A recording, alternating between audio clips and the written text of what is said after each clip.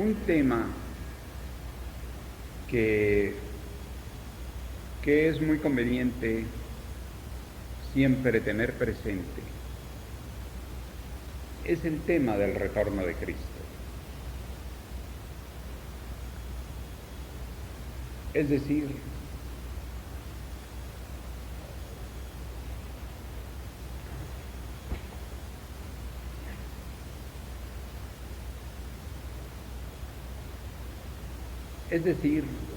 la venida del Cristo. El Cristo es un rayo del Espíritu Universal, dice el Sublime Maestre, que viene a despertar la chispa divina que cada quien tiene. Pero corresponde al alto iniciado más evolucionado, en una era, llegar,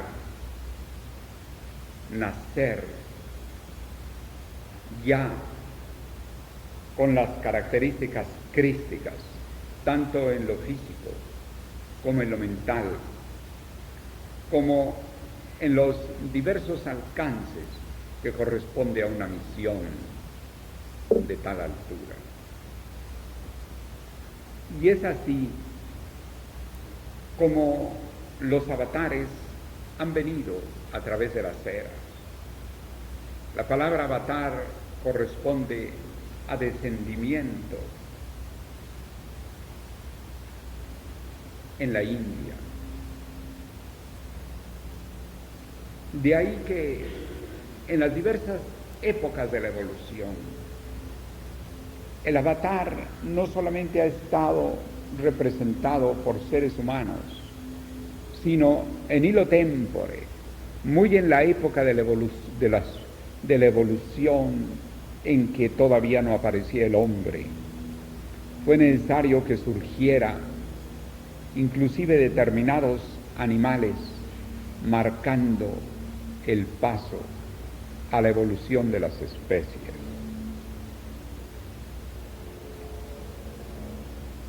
En las últimas 4 eras tenemos avatares como Ram, como Krishna, como el Buda, como Jesús el Cristo, como el Sublime Maestre. Si dividiéramos el zodíaco en 4 partes, nos encontraríamos que en lo que corresponde al signo de Aries, Tauro y Géminis fue la época patriarcal, la época del Padre, la época en que se invocaba al Padre y que la legislación, los grupos humanos se reunían alrededor de una autoridad patriarcal, de Padre. Pero a la venida de Jesús el Cristo se inaugura la etapa del Hijo, que corresponde a las eras de Piscis, Acuarios y Capricornio. La primera venida, o sea, la del Hijo de Dios, entendido como Hijo de Dios, es diferente a la segunda venida en este siglo XX, que corresponde a la venida del Hijo del Hombre. Esta diferencia representa algo muy importante. En primer lugar, la venida del Hijo de Dios corresponde al Cristo Marte, corresponde a Europa, a la era de Piscis, corresponde a una etapa de silencio de la enseñanza, una etapa de exaltación al dolor, una etapa de sacrificio, de martirio, que corresponde en astrología a la casa 12 del zodíaco. Piscis es el 12º signo y tiene una correspondencia con la 12ª casa. Así ahora en Acuarios, el Cristo viene diferente, viene conforme la era Acuarios, conforme la 11ª casa, que ya no es la 12ª, conforme no una etapa de martirio, sino una etapa de acercamiento de esperanza, de fraternidad, de movimientos de acercamiento en gran escala. La casa 11 es la casa de los amigos, es la casa de la amistad, es la casa de las relaciones con el mundo. Y de allí que la venida del Cristo tiene dos aspectos principales. La Piscis como el Hijo de Dios, rodeado del ambiente teológico propio de la era anterior, en que en la era anterior, regida por Neptuno, por Júpiter, donde se exaltaba Venus y la Luna, se sentía indispensable todo lo que fuera más allá de la realidad. La teología vestía al Cristo de una manera que por la propio surgimiento de la era anterior, su vestido teológico, llegó un momento en que hizo olvidar al propio Maestro Jesús. No en el sentido de olvidar al Redentor, pero sí de olvidar su enseñanza, y de ahí surgieron los movimientos de protesta evangélicos, y le llaman evangélicos porque buscan que se estudien lo que dijo Jesús y no lo que se dijo después, siglos después. La teología reinaba en la era de Piscis, pero no era exactamente la forma teológica de la era de Aries. La forma teológica de la era de Aries, en tiempo de los Vedas, en tiempo de los 600 primeros años del budismo, en tiempo de Lao Tse, de Pitágoras, de Confucio, de Orestes en Grecia, era una etapa en que la teología era fundamentalmente filosófica.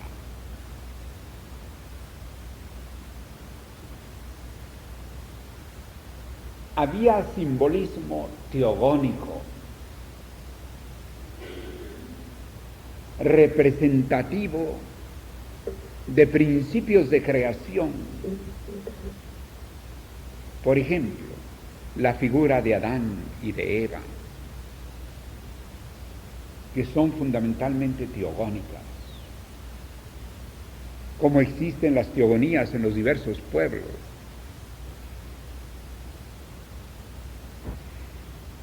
Y donde, por ejemplo, se representan en la teogonía de los antiguos joyas del lago Titicaca, que el padre y la madre se unían para crear el mundo. O, como vemos en la teogonía representada por la enseñanza hermética, hablaba Hermes y Megisto de la tabla esmeralda, del padre era el sol, la luna era la madre, la tierra, y así sucesivamente. Por lo tanto, era una teogonía fundamentalmente simbólica. Mientras que cuando llegó la era de Piscis, la teología de carácter simbólico, filosófico, se transformó en una forma teológica en que se iba apartando de la fuente y tomando vías que, si bien aparentemente tenían una representatividad, cambiaba las características del conocimiento de Dios por una forma infusa de pensar de Dios, una forma más bien vaga, brumosa de pensar de Dios. Por ejemplo, siendo el Buda un ñan, Siddhartha Gautama, un yogi de la sabiduría, del saber, etc. Apenas llegó la era de Piscis, comenzó a presentarse como un bhakti, como un devocional. Y fueron poco a poco así cambiando las obras y los textos, de manera de que los autores y las costumbres después de los bonzos budistas en los últimos siglos ya no correspondían exactamente a la época del Mahayana. En todo caso estaban más cerca del Hinayana, pero ya no correspondían a la época del Mahayana que surgió del Buda. En el caso de Jesús el Cristo con su divina presencia, con su enseñanza, que fue recogida gracias a los trabajos del cristianismo helénico, encabezado por Pablo Apóstol, por Lucas, por Tito, por Filemón, por todos esos grandes representativos del cristianismo helénico. Fueron más bien recogidos en Grecia que en Judea. En Judea más bien los apóstoles que quedaban en Judea querían que se llevara a cabo la ley de Moisés con su circuncisión y con toda la... Y le decían gentiles a los que no se ajustaran a la ley de Moisés dentro del cristianismo. O sea, la ley de la era anterior. Entonces el cristianismo helénico proporcionó la enseñanza de Jesús. Y fue la base que tuvieron los 70 para hacer la Vulgata en Roma, en la época de Constantino, cuando fue reconocido el cristianismo oficialmente por Roma. Pero ¿qué iba a suceder? La era de Piscis era fundamentalmente lineal, fundamentalmente imaginativa. No se quería que fuera un proceso de investigación el conocimiento. Los investigadores originaban desconfianza. No habían pasado 150 años de la era de Piscis cuando comenzó, cuando la mayor matemática que había en Grecia, la gente comenzó a sospechar que cómo sabía tanto, que cómo sabía tanta matemática. No podían considerar que era una persona estudiosa, sino pensaron que tenía pacto con el diablo. Y la quemaron.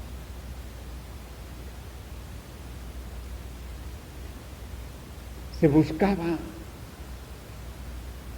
lo milagroso y lo que estuviera muy lejos de lo que pudiera decirse como una comprobación de la realidad. Y así hemos mencionado muchas veces como en relativo poco tiempo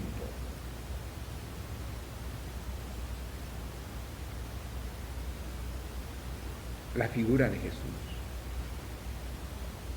No habían pasado 2 siglos, 3, cuando ya se habló de que estaba a la diestra de Dios Padre. Excelente.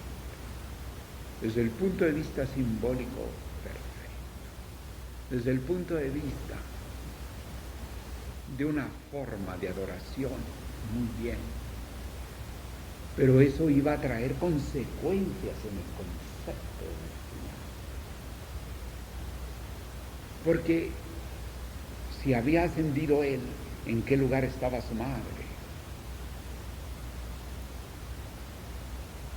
Y por lo tanto su madre estaba a la diestra de Dios Padre. Y por lo tanto, si él estaba a la diestra de Dios Padre, su madre estaba más cerca del Padre, por ser la madre. Entonces se convirtió la madre en la intercesora.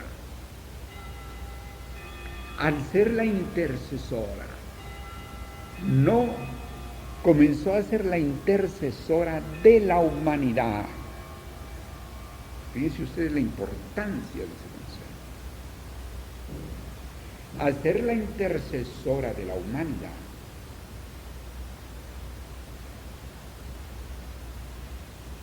ya no se necesitaba tanto al Señor. Entonces, poco a poco, la madre era mucho más madre si tenía a su niño en brazos que si se hablaba del maestro. Porque ante el maestro, el papel de la madre ya era casi de discípula. Entonces lo lógico era que se colocara al niño en los brazos. Entonces surgió la imagen de la Virgen del Perpetuo Socorro, de la Inmaculada Concepción, de todo ello que fue surgiendo a través de los siglos. Comenzaron las órdenes marianas, después órdenes de santas. Perfecto, desde el punto de vista de su devoción, desde el punto de vista de la devoción, no decimos nada, porque cada quien es libre de amar a Dios como lo sienta. Pero, ¿qué ocurría? Que en un momento dado comenzaba a postergarse el estudio de algunas escrituras donde la madre no tenía propiamente ningún lugar y donde había dicho Jesús una vez: ¿qué tengo que ver contigo?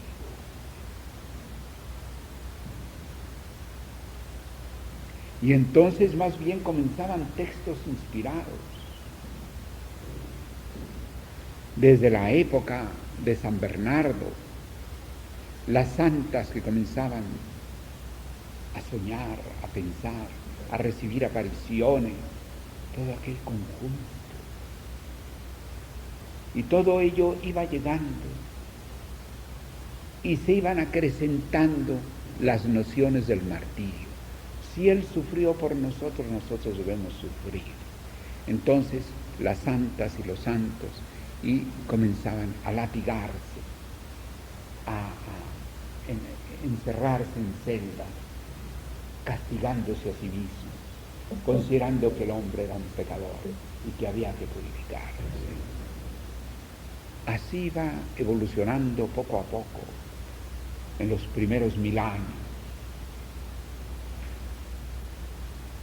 Ya había conceptos, comenzaron a haber conceptos mucho más importantes, como era la salvación por el dolor. La salvación por el dolor, haciéndose cada quien de dolor. Pero entonces comenzó la transferencia psicológica colectiva. Pensar en que si el dolor purificaba, ¿por qué no purificar a los demás por medio del dolor? Eso resultaba completamente lógico. Si todas las santas y los santos comenzaban a sacrificarse a sí mismos, ¿por qué no ayudar a los demás a evolucionar por medio de sacrificarlos a ellos? Lógico.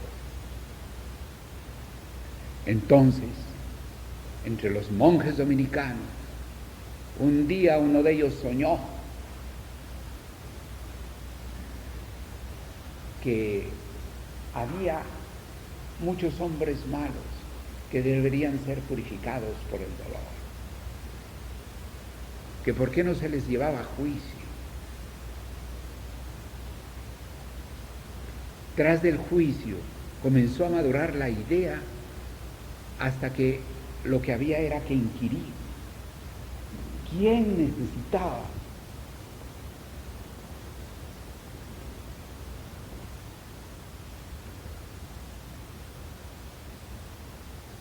¿Quién se necesita? ¿Quién era el que debería ser atormentado para salvar? Entonces había que inquirirlo. Entonces era un proceso de inquirir. Había que nombrar quienes fueran los que inquirieran. Y entonces, ¿eso qué sería? Sería un tribunal. Llevaron la nueva al Papa de entonces. ¿Cómo debería ser aquello? La idea era magnífica. Además se eliminaban herejes y se les ya llevaba a que se purificaran. Se les eliminaba en la tierra y se les purificaba para el cielo. Ya se les evitaba cometer errores. Y entonces por fin, en una bula papal, fue creado el Santo Tribunal de la Inquisición. Los que tuvieran a su cargo inquirir eran los inquisidores. Aquello al principio comenzó con una gran pulcritud. Solamente unos cuantos grandes herejes para ellos pasaron. Y comenzaron a aplicarles castigos que se veía que no eran suficientes y había que aumentarlos. Y entonces a alguien se le ocurrió inventar una máquina de triturar los huesos. Entonces había que triturar los huesos, eso se extendió. Y acá, por ejemplo, más o menos a los 200 o 300 años, eso comenzó a llegar claro al nuevo continente, América. Pero entonces ya todavía más deformada esa idea.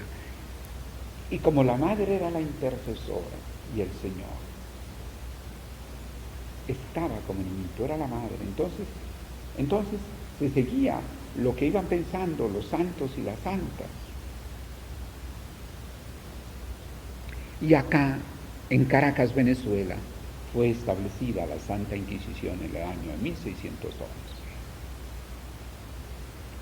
Pero entonces ya la cosa había cambiado. Entonces ya una simple denuncia originaba que se atormentara a cualquier persona que se pensaba que era bruja, todo. Si alguien estaba celosa de otra, se imaginaba y como le venía de arriba, y está. No voy a seguir más largo eso, yo creo que ustedes saben perfectamente la historia. Saben perfectamente la historia para saber todos los crímenes que se cometieron. Por un lado la cruz, por otro lado el apretar el tormento. ¿Qué tenía que ver eso con la enseñanza del Cristo? De ahí que se levantaron tantos protestantes, le llamaron protestantes, y surgió que ellos querían que se estudiara el porque entonces la Biblia estaba buena. Y así fue. Yo creo que platicar acerca del panorama de la era anterior nos llevaría aquí no el rato que ustedes están sentados, sino yo les aseguro a ustedes que nos dan las 12 de la noche y nada más para mencionar el proceso, nada más en Europa de lo que sucedió, sin mencionar todo lo que hubo en América, nos hace ver que la función teológica, si bien es respetable en cuanto estudio de Dios, si no se lleva de una manera centrada en la enseñanza,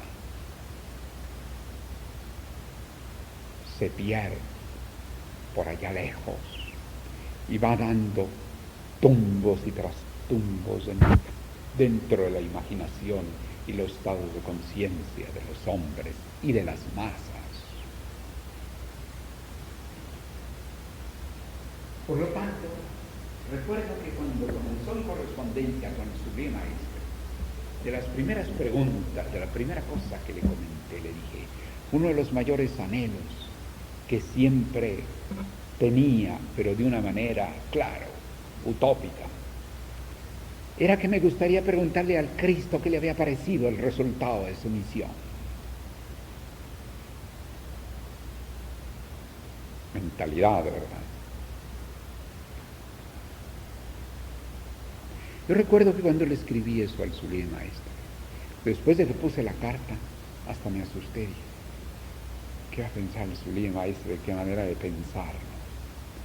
Pues al contrario, a partir de entonces fue que se inauguró ese diálogo epistolar, ¿verdad?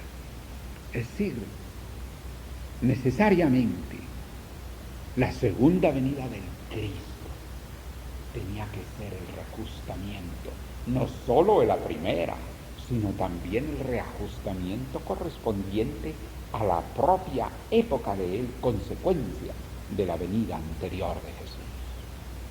Yo creo que esto es fuerte, pero es real.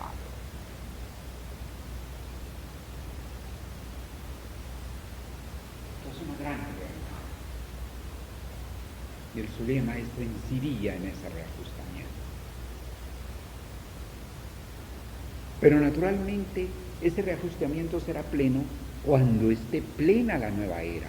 Y nosotros todavía estamos en etapa de transición. Y por eso el paso de una era a otra requiere cambios hasta de generaciones. Nuevas generaciones. Para que dé tiempo a que vaya entrando la era. Porque al no entrar suficientemente, apenas vamos en el minuto 30 y tantos, no hemos llegado ni al primer grado de 60 minutos de arco, es natural que existe mucho la influencia anterior. Pero volvamos a la venida del Cristo.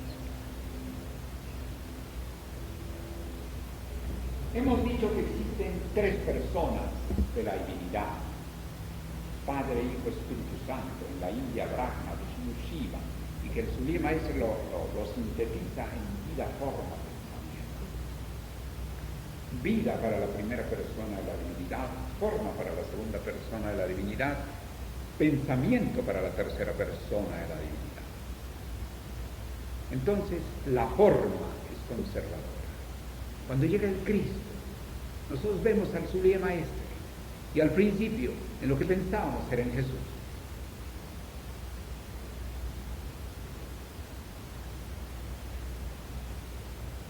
Y además Jesús ofreció su propio regreso. De esta manera que concuerda con las profecías.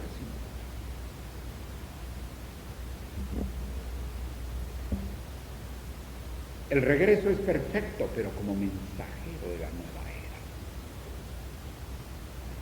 Como hijo del hombre, como maestre del acuario.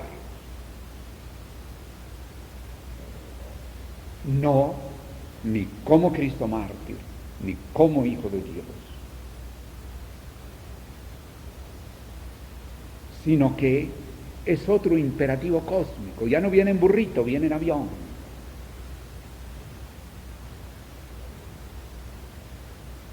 Ni viene mirando las cosas desde el burrito.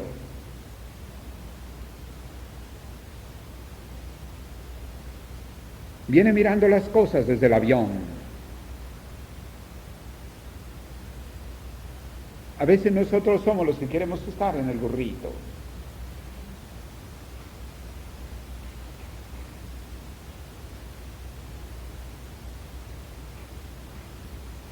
Viene en una época uraniana y no neptuniana. Entre Neptuno y Urano es tanta diferencia como entre Piscis y Acuario.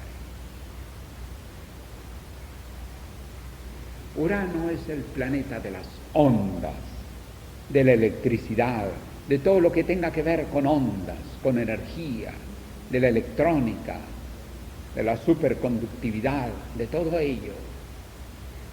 Urano es el planeta del genio.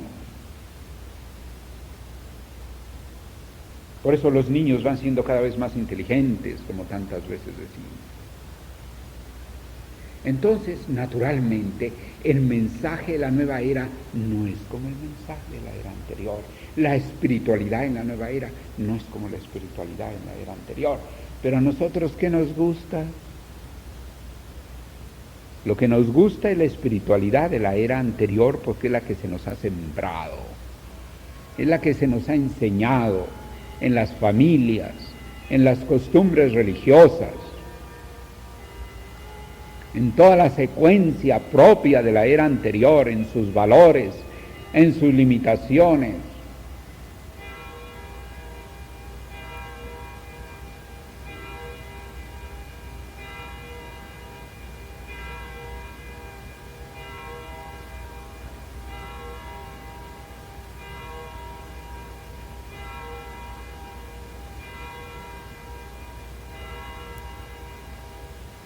Y eso, lo mismo rige para la India que rige.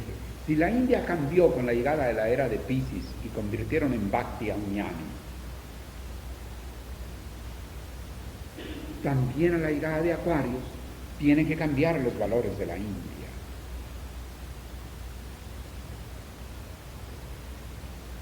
La espiritualidad no es lo mismo, es otro tipo de espiritualidad. Y con la circunstancia de una espiritualidad que va a llevar a la edad de oro. ¿Por qué? Porque ningún signo del zodíaco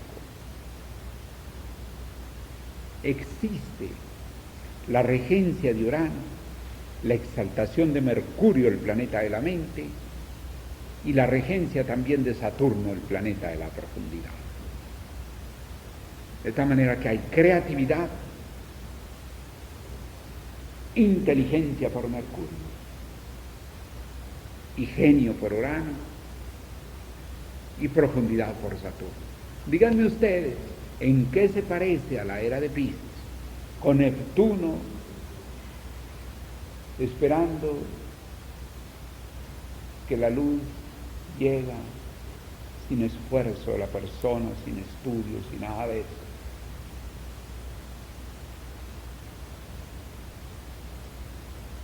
Pero si a los sabios se les perseguía, se les temía, este hombre, ¿cómo sabe tanto? Este hombre debe haber hecho pacto con el diablo, y por eso Goethe escribió el Fausto porque Fausto, no encontrando determinadas fórmulas, dijo: aquí lo que hago es ponerme de acuerdo con Aristóteles. Lo infuso no le daba. ¿Qué dice ahora el sublime maestro? Los enigmas iniciáticos deben penetrarse por medio de la investigación. ¿Qué es la investigación? La investigación está contra la fe, no está contra la fe, está para robustecer la fe con el conocimiento, con la profundidad de las cosas. Nosotros tenemos que estar no solamente conscientes en nosotros mismos, sino realizar también la penetración de la conciencia en nuestro inconsciente. Y el retorno de las cosas de nuestro inconsciente por acción de la penetración de la conciencia. Si eso es con nuestro propio inconsciente, ¿cómo no será con las cosas que nos rodean? Por lo tanto, ya no es la era de rodear al sublime maestre de valores teológicos. Es la hora, por el contrario, es la era en la cual el sublime maestre va a ser reconocido por los valores que él representa, independientemente de la característica de su divino advenimiento. Porque a través de la ley de la reencarnación, no solamente el Cristo renace, también un gendarme. Todos vamos en las vidas sucesivas, y el ser más evolucionado le corresponde recibir esa incorporación del rayo crístico. Y debemos unirnos al rayo crístico. Y por qué no, también los seres humanos, y sobre todo se puede estar con cierta unión con el rayo crístico. Al Cristo en nosotros, como rayo interior. Pero entonces necesita que se despierte una mayor conciencia en toda la humanidad. Pero si esa conciencia resulta demasiado infusa, ¿qué va a ocurrir? En primer lugar, no muy lejos, en el año 2030, que nada más faltan 43 años. Acuérdense que Carlos Gardel decía que 20 años no era nada. Entonces faltan 43 años para que desaparezca el sextil Neptuno-Plutón, que está exacerbando las características neptunianas de nuestra época.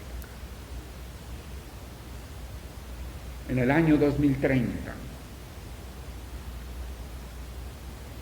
ya en la precesión equinoccial ha pasado de 72 años de la nueva era. Ya está la precesión equinoccial un grado adentro.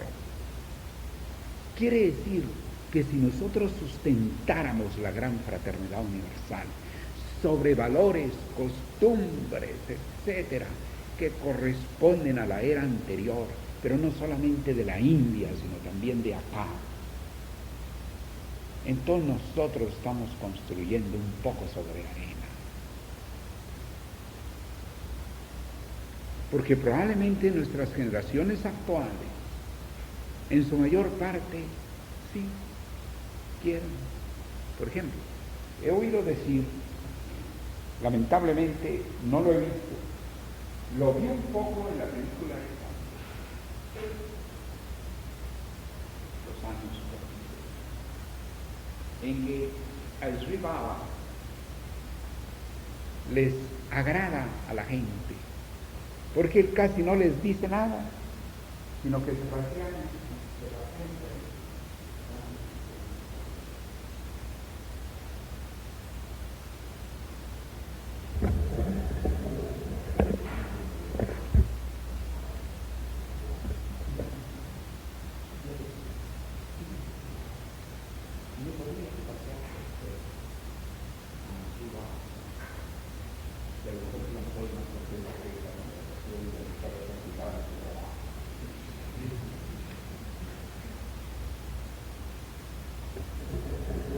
Seguramente a la salida se juntaban las manos y bueno, pues me llenaban de flores y bueno, yo me di cuenta en Nueva York.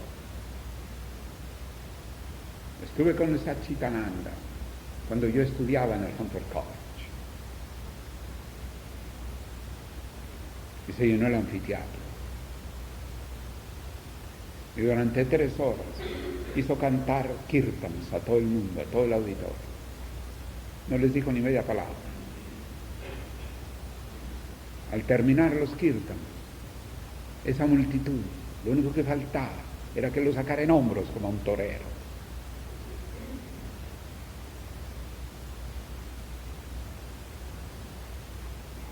Yo pido disculpas al Sri Baba y a Satchitananda, pero por mi parte puedo asegurar que yo salí completamente inconforme, porque estaba muy lejos de lo que debe ser la espiritualidad en la nueva era. La espiritualidad en la nueva era, traído que lo vemos de las obras del Sully Maestre, tiene que haber un equilibrio. Tiene que ser seres equilibrados. Dice el Sully Maestre que no se necesitan santos, sino hombres verdaderos.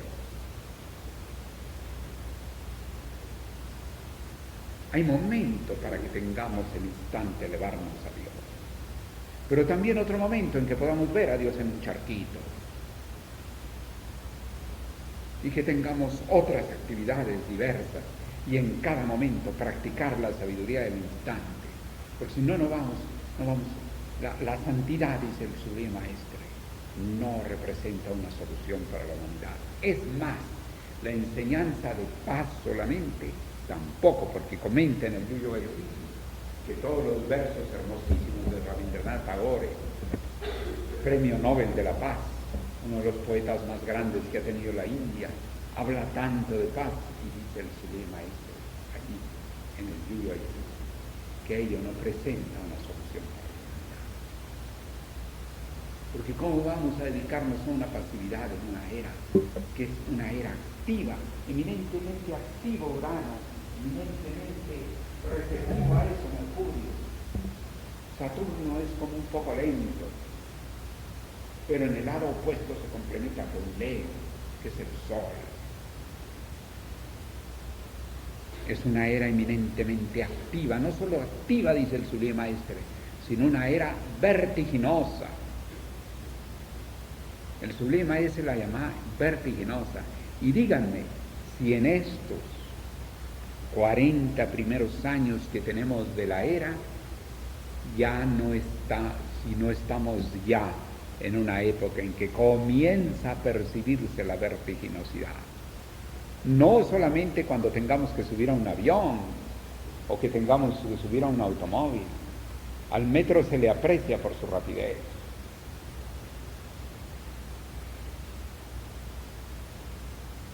Ya nuestra dimensión de vida implica una cierta rapidez en el actuar. Rapidez para pensar. Díganme a ustedes en Venezuela, ¿a quién le gusta una gente tarda para pensar? Al contrario, inspira más una persona ágil mentalmente. Y eso que estamos apenas a 40 años.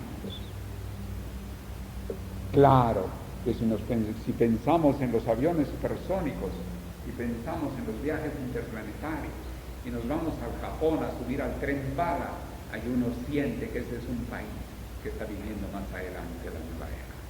Pero no porque sea la tecnología nada más, es porque tiene que haber también la paz, pero entendida no como una paz, digamos,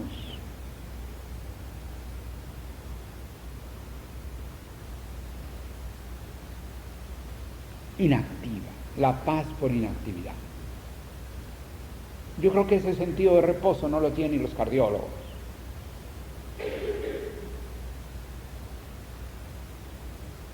Hay cardiólogos que ponen a subir un poco la montañita a sus pacientes. Está muy bien la relajación, porque necesitamos nosotros no estar tensos, hablar perfectamente sin estar tensos. Eso es indispensable, no tener miedo escénico para hablar, sino hablar con una serenidad interior.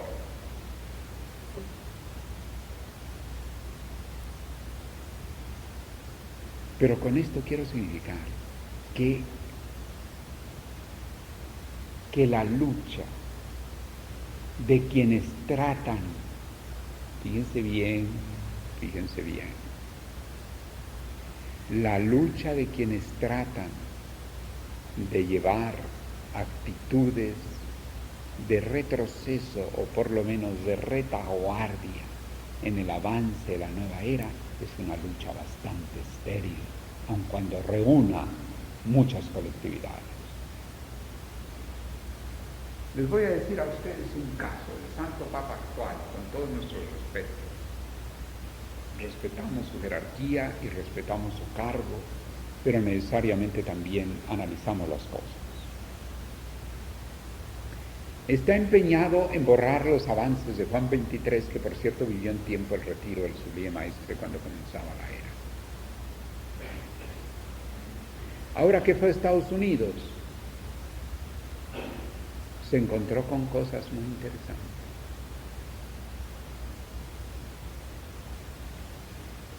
Entre otras muchas cosas, claro, Estados Unidos con todos sus defectos y todo, pero es un país que está en el continente americano.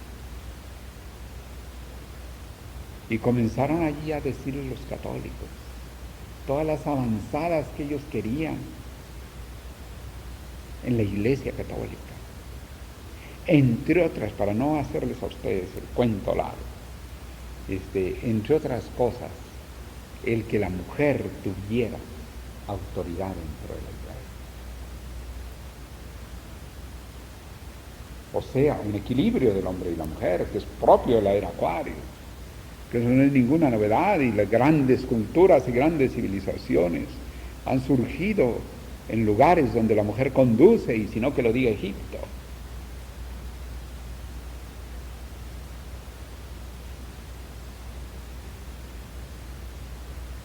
Y entonces él sencillamente comenzó a decir que eso no, que eso no, que eso no. Pero que eso no, a que eso no.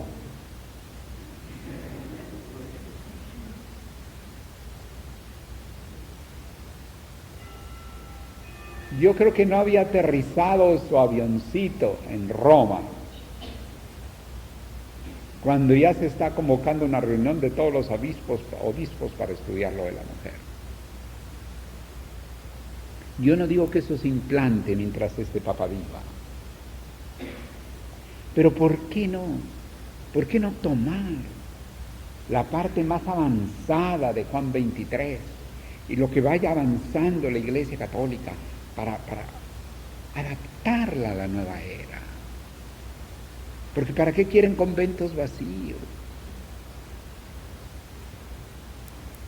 ¿Para qué quieren monasterios y lugares de seminario que andan buscando seminaristas? En España y uno que otro países donde hay, como le llaman ellos, vocaciones, pero para el crecimiento mundial, proporcionalmente al crecimiento demográfico mundial, en ciudades como México, que se espera para el año 2000, que está ahí enfrente, una población nada más en la capital de 30 millones de personas. Por ahí sale una vocación, 2 vocaciones, 3 vocaciones. ¿Qué quiere decir? Que están quedando sin gente proporcionalmente es decir, conforme lo que es la estadística. ¿Por qué? Y con otra, que las personas más inteligentes ya no se dedican mucho a eso. Los jóvenes más inteligentes se dedican a otras cosas, a otras motivaciones, otras carreras, otro oficio, no se dedican a nada como los hippies.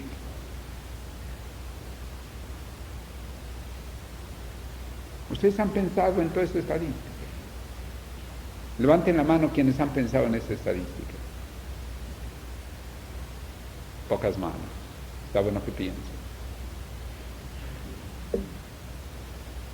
Son fenómenos de la entrada del aire. Porque nosotros sencillamente vemos una iglesia en una iglesia en alguna parte, muy bien como lugar de acercamiento a Dios, pero vamos a analizar que debemos cumplir inteligentemente la voluntad de Dios. Entonces tenemos que penetrar qué diferencia hay entre la era de Piscis y la era de Acuarios. ¿Qué diferencia hay dentro de determinadas iglesias? ¿Qué diferencia hay dentro de determinada educación? No hablo nada más me detuve en la parte religiosa por la cuestión de la venida del Cristo, pero debemos pensar también en términos de educación. La educación ahora se extiende con más participación. Ya no tiene caso que el maestro y el profesor estén hablando todo el tiempo, sino que haya una participación en los grupos, en los cursos, que haya otra didáctica.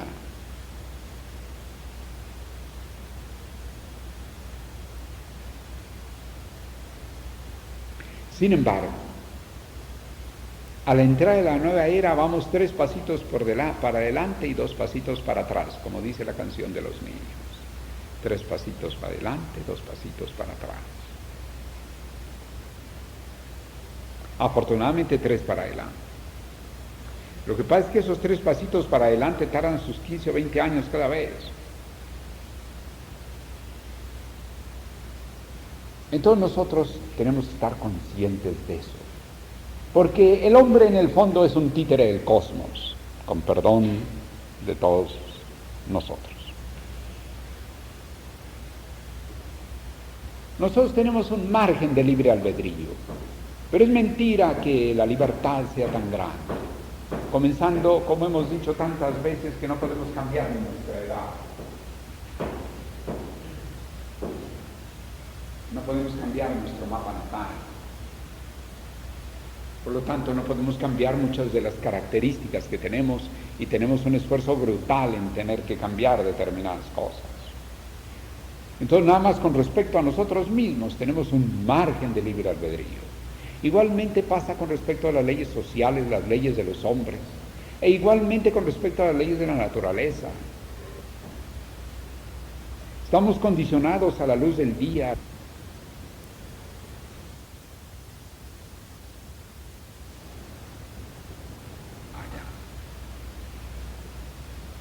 Y si acá nos vestimos con ropa de Groenlandia, qué fracaso.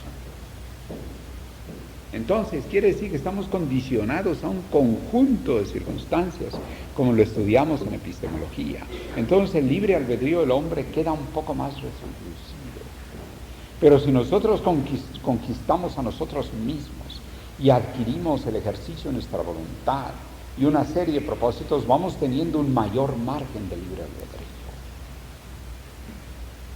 Pero además de todo, tenemos el condicionamiento del cosmos. No es lo mismo si somos de Aries, que si somos de Tauro, que si somos de Géminis, que si somos de Cáncer. No es lo mismo ahora que está Urano y Saturno cabalgados por Júpiter en Sagitario, que en diciembre de 88 que pasen a Capricornio y entonces ya están en un elemento más afín a ellos. Los resultados son diferentes. Los cambios, las oportunidades para los hombres van siendo diferentes. Los niños que nacen van siendo diferentes. Cuando crecen son distintos. Entonces, dentro de esa evolución, nosotros tenemos que considerar la venida del Cristo.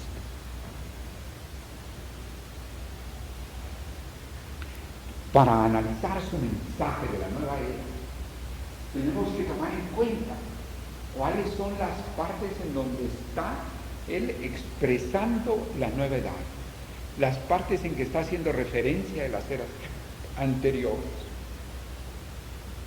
la parte en que lo de las eras anteriores viene a servir de explicación a lo de la nueva era, y las partes en cambio en que lo de la nueva era tiene su propia génesis y autenticidad.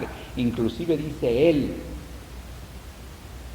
que la religión se va a vestir con un vestido nunca conocido.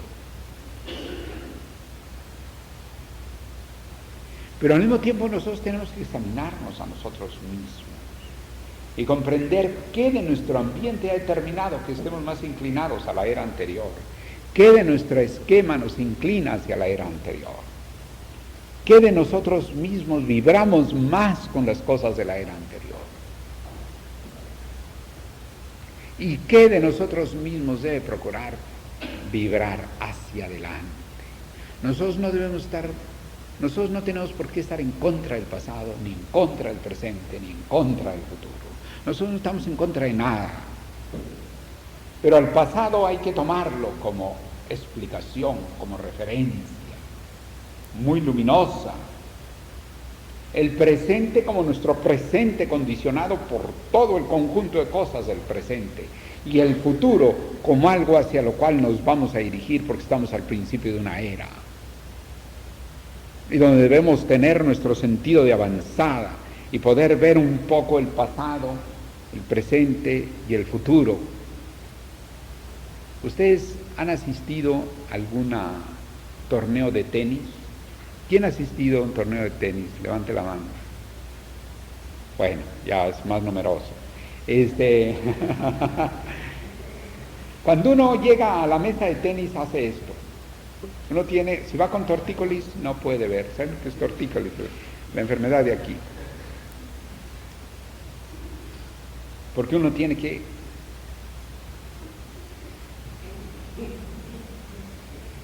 Después ya va moviendo menos la cabeza y uno va mirando nada a la vista.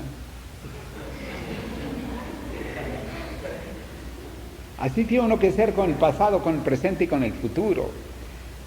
El pasado para enriquecernos con su luminosidad de experiencia. Me refiero a la parte de enseñanza, no a la parte de la inquisición. Y el presente porque estamos viviendo, estamos respirando. Nuestro presente es completamente presente. Nadie puede vivir por nadie. Y estamos con todo el ejercicio de todas nuestras células en este momentito y en ningún otro más que ahora. Pero al mismo tiempo nuestra mirada al futuro, hacia dónde vamos, hacia dónde llevamos la institución, hacia dónde marchamos, cuál va a ser nuestro papel en el futuro, bajo qué circunstancia cósmica, qué tenemos que actuar, con otra de que al hombre le gusta esconder sus momentos difíciles. Fíjense bien. Esta es una cuestión muy interesante.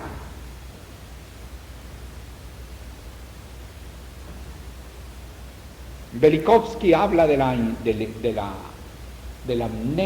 de la colectividad. Dice que el hombre esconde en su inconsciente todas sus grandes tragedias. y así sean 20 años en una cárcel, poco a poco lo va escondiendo hasta que 20 años después, casi que ni se acuerda. Pero resulta que así es la colectividad. Los momentos difíciles que pasemos, el héroe de los momentos difíciles, tiene que dejarlos estampados como lección para la historia, porque la humanidad no se va a acordar si él no lo estampa. Si no fuera por las estatuas de Bolívar, por sus cartas, por los cuadros, por las biografías que hay de Bolívar, tengan la seguridad de que el pobre Bolívar estaría más olvidado que nada. ¿Por qué? Porque la colectividad olvida los momentos difíciles. Es como una defensa en el inconsciente. Entonces, los que pasemos momentos difíciles, ¿ustedes creen que dentro de 15 años no lo van a reconocer? Ni se acuerda nadie.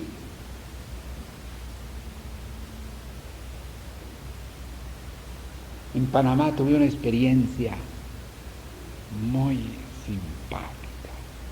simpática. Ustedes verán si es simpática o no es simpática. Cuando llegué a Panamá en 1956, que era un genial, me encontré con que había una persona que estaba vendiendo amuletos en nombre de la Gran Fraternidad Universal. Y eso me pareció que nada tenía que ver con la enseñanza de la nueva era y que, en fin, y uno se siente allí el arreglador del mundo y quiere arreglar todo y bueno. Y entonces yo la corregí, le dije que eso no podía ser, que ya no podía ser, que todo eso, que ya no. Lo que pasa es que yo no conté, pobrecito de mí, con 3 cosas. Primero, con su ego. Segundo, con su interés. Y tercero, con que su esposo era nada menos que el secretario general de la Asamblea de Diputados de Panamá. Entonces ella le fue a contar por allí alguna hermosura. Lo enojó contra mí y buscó la manera de que yo fuera expulsado del país. Yo tuve que refugiarme en la casa de unos hermanos, mientras un abogado entraba a aclarar las cosas de que yo no tenía nada. Ese momento fue un momento crucial, un momento que angustia, qué barbaridad en la que me metí. Un extranjero que acaba de llegar y que se pone a corregir a la esposa del secretario general de la Asamblea de Diputados y de un país como Panamá tan ejecutivo. Bueno.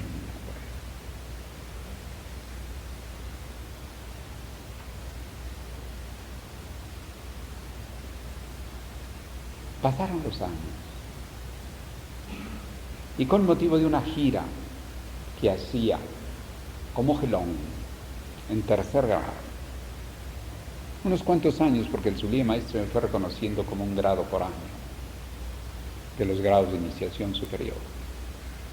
O sea que eso fue en 56 y esto otro ya fue en 59, o sea, unos 3 años después, vuelvo a pasar por Panamá. Y me encuentro con que me reciben con un ramo de flores todos ellos. Todos los que me habían dado y también parte de los que me habían defendido. Yo recibí una sorpresa, yo no sabía para quién eran las flores, hasta volteé la cara para ver si eran para otra persona. Pero no, eran para mí. Y la esposa del secretario de los diputados: hermano, ¿cómo está usted, tata? ¿Cómo nos acordamos de usted?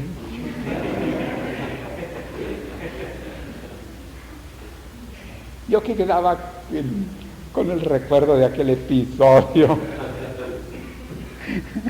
del cual salí perfectamente, afortunadamente. Entonces me interesó cómo había sido. Sencillamente ya habían pasado 3 años. Ya nadie se acordaba. Y los que se querían acordar no era importante. Lo importante era una nueva situación, llegaba un gelón.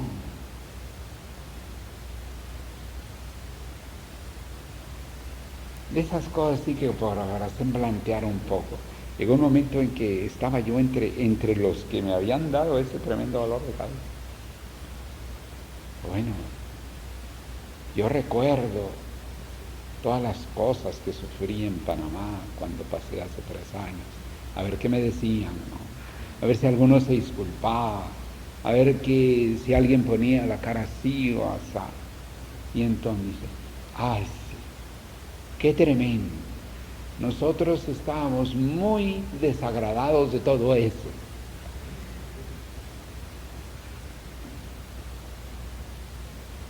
Entonces unos olvidan y otros quieren olvidar. Unos olvidan, otros les gusta olvidar.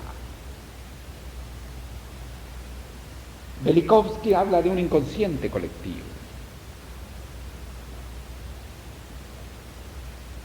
Y por lo tanto, el héroe, en general, dice el sublime maestro, que el héroe expía, no digo espía de espiar, sino expía de expiar, o sea, de expiación.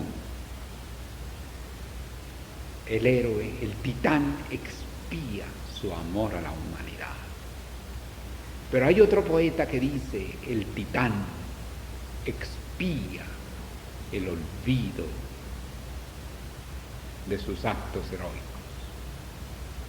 ¿Por qué? Porque muchos de sus actos heroicos afectan a grupos humanos. Y los grupos humanos se esconden en su inconsciente. Bueno, aquello ya pasó, sí, aquello era otra época. Es un poco lo que pasa con ciertos ancianos en las familias. Y eso pasa en Venezuela y pasa en todas partes. De que llega un momento en que el anciano ya no se le necesita. Y hay familias que los olvidan, que los abandonan. Y que termina el anciano por allá en un rincón.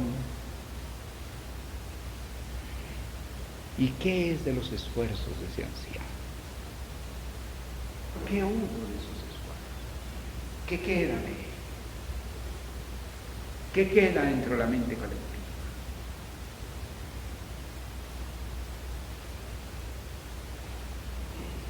No toman en cuenta todo lo que hizo cuando a lo mejor entregaba su vida por las cosas.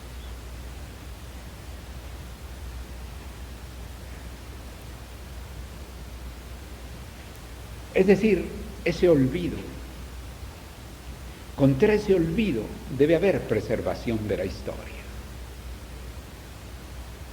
La historia es una lección que se debe sembrar.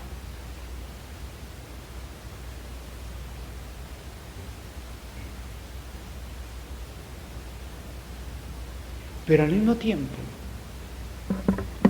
este fenómeno de ese olvido nos revela, si volvemos al retorno del Cristo, ¿qué ocurre?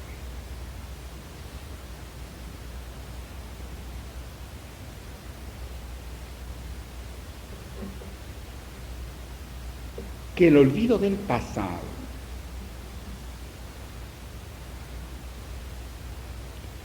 es, en general, en un sentido cercano a nosotros. Somos nosotros los que olvidamos el pasado cercanamente. Pero al mismo tiempo, queda la tradición. Pero también esa defensa el hombre que tiene con la tradición, pero la tradición ya es algo muy pasado, tiene que verse también con un equilibrio. Porque decía Jesús, no anuléis con vuestra tradición la voluntad de Dios. Fíjese qué interesante esas palabras de Jesús. ¿Usted le mete en cabeza o no le mete en cabeza? Levante la mano quien no le mete cabeza. Todos le meten cabeza.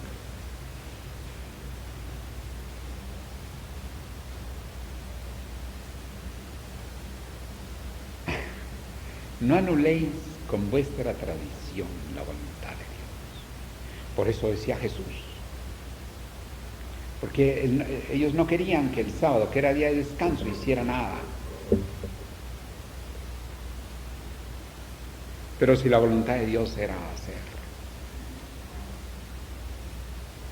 Entonces nosotros tenemos que tener un equilibrio con el pasado, un equilibrio con el futuro. Y nuestra realidad, que es presente, porque la realidad es la que es el presente, debe estar apoyada en el pasado hacia el futuro. Y no apoyada en el pasado en contra del futuro. Eso es muy interesante. Y ustedes creen que eso es cualquier cosa. Eso no es cualquier cosa. Hace 100 años, Mesmer, un médico, investigador, descubrió el magnetismo animal y el magnetismo del hombre. Y se enojaron tantos contemporáneos, médicos todos, que le quitaron el derecho a ejercer y murió de hambre. Murió en la miseria, murió abandonado en un hospital. Pero ahora, la corriente de la medicina bioenergética es una de las corrientes que tiene los instrumentos más costosos que están saliendo. 100 años después. Se dan cuenta de que no es cualquier cosa el rechazo del futuro por causa del pasado.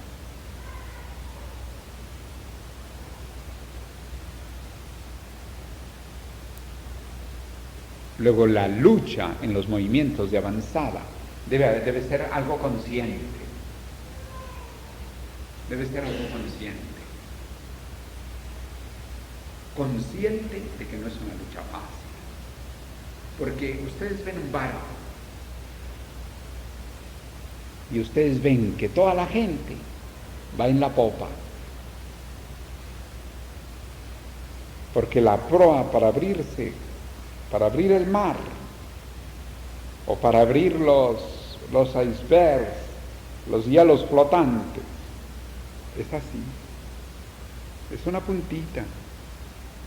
Lo que va delante del barco cabe menos gente que lo que va atrás. Atrás va la barriguita del barco.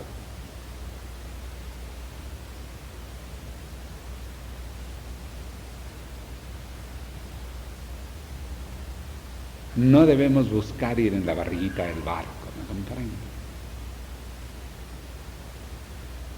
Porque nosotros debemos desear para nuestra institución ir completamente a proa,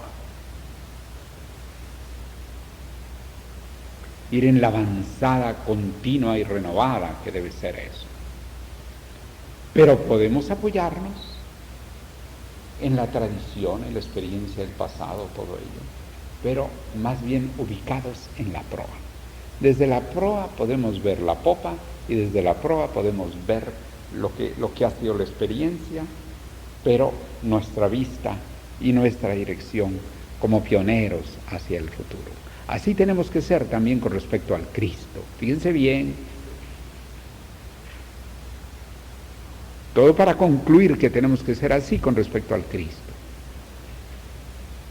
Y tenemos que extraer de su obra la parte de pensamiento más típicamente de la nueva era y no nada más las referencias anteriores. Tenemos que penetrar en todo eso, realmente penetrar. Tomar en cuenta los valores de la tradición, pero para ir en la avanzada. ¿Les ha parecido claro el mensaje de ahora? ¿A quién no le ha parecido claro?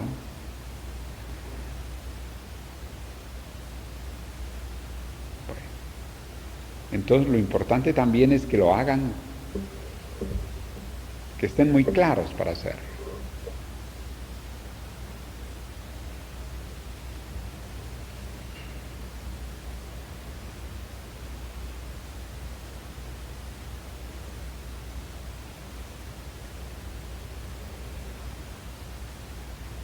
paz.